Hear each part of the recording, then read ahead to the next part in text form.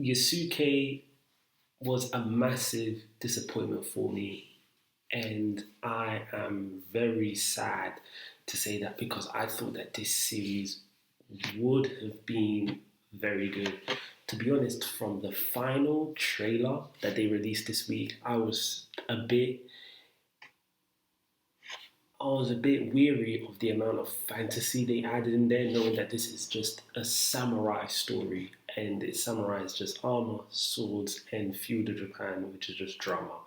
So when I saw all these mechanical and powers, I was like, I wasn't really too happy about that. But I was like, okay, let's see where they go with this. So I've completed the series today, and it's just the whole fantasy aspect of it just overtook the whole series of Yasuke. I thought that this Yasuke Netflix series would have been about him coming into the country as a servant and he grows into his samurai role and we see his journey from a servant into a samurai.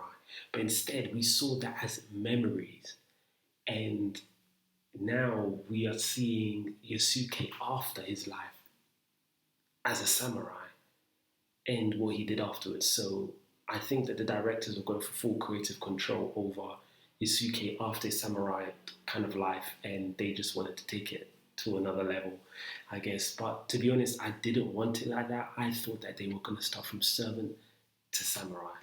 And the young girl that was in it, she had powers, I guess. I'm sorry, I just don't understand. Um, I don't know if the series was about her or if it was about Yasuke. I just didn't get it. It was it seemed like it was about Yasuke first, and then it's about her. Yasuke just gets shoved to the side, and it doesn't make any sense. I don't get it. She becomes the star of the show. She goes back to the village, and guess who they celebrate? Guess who says?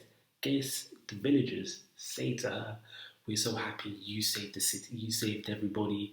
You saved everyone," and they're all giving her praise. I'm thinking this series is meant to be Yasuke about Yasuke. Why is everyone giving her the praise for? It doesn't make any sense. I was very disappointed with this series. The animation also was slow. We saw the fast action scenes between Yasuke and Mitsuhida, I think that's his name, and that was in the trailer. After that, it was just slow and they moved like they were bricks. It was very disappointing. You can clearly see the budget wasn't very high for this. I thought that this would have been given a big budget. This was quite disappointing for me. I didn't like this series. It was bad. It was predictable. Um, it was just, if you're making a Yusuke series, please, this is my final message, honestly. If you're making a Yusuke series, please leave out the mechanical, all the magic, all the powers side of it.